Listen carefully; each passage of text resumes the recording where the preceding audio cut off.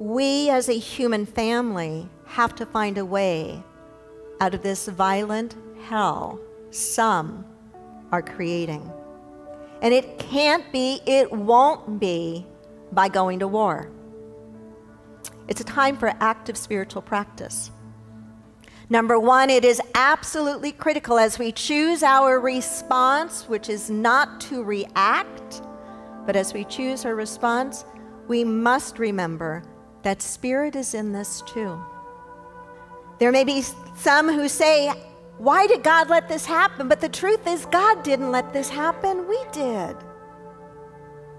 We did. And God can't keep this from happening. Only we can.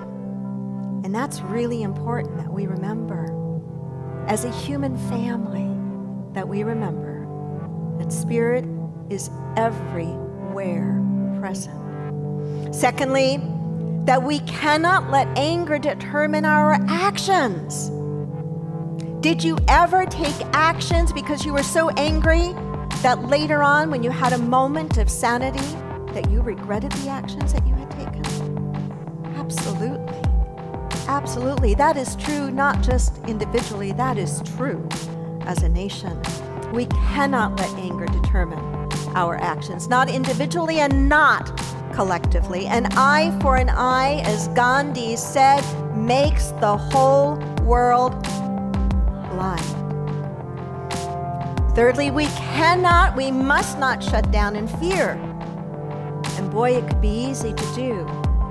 We cannot allow ourselves to stay in fear.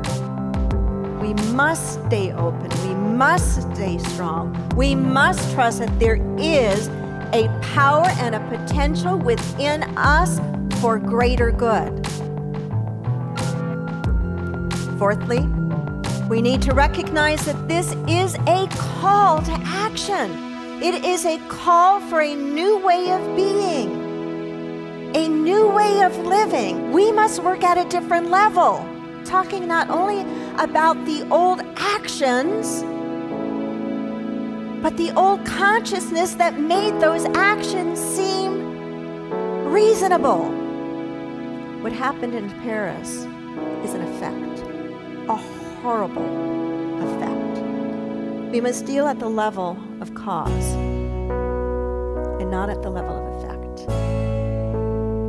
Until we are willing as a family to work as hard at trying to get at the real causes, we are never going to be able to create a peaceful and just world for everyone.